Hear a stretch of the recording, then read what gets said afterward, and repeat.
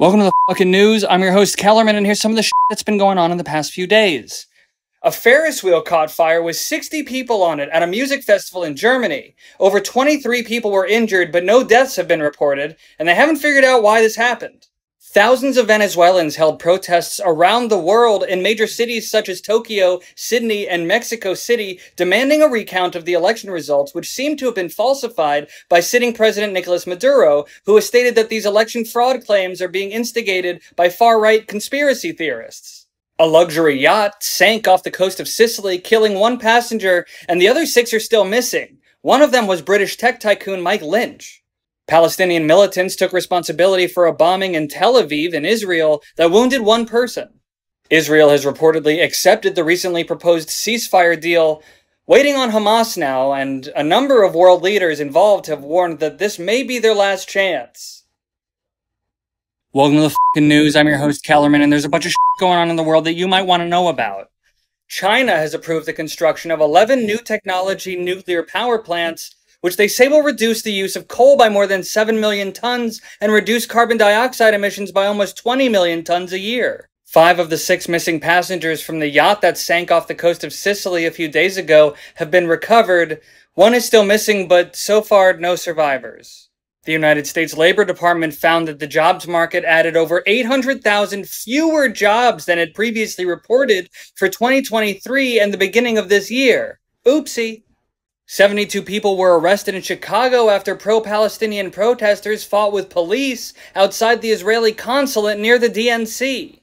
BMW has recalled over 720,000 cars and SUVs from 2012 to 2018 for a fire risk with the fuel pump.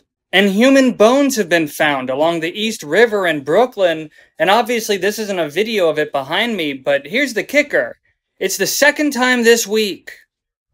Welcome to the fucking news. I'm your host, Kellerman, and here's some of the shit going on in the world today. In Botswana, a mining crew found a 2,492-carat diamond, which is the largest diamond found since 1905. The last elephant in South Africa's National Zoo has been released back into the wild after 40 years in captivity, which is sort of a bittersweet story. And no, that's not him, I'm sorry. Venezuela's Supreme Justice Tribunal ratified President Nicolas Maduro's election win, solidifying his presidency for another 6 years. Thailand confirmed their first case of the new Mpox strain. And this one's really going to shock you. A new study by the George Institute for Global Health found that nearly 60% of baby foods sold in U.S. grocery stores don't meet the World Health Organization's nutritional guidelines. Welcome to the fucking news. I'm your host, Kellerman, and here's some of the shit going on in the world today. Indonesia's parliament was going to make changes to the country's election laws, but canceled those plans when thousands of people showed up to protest outside.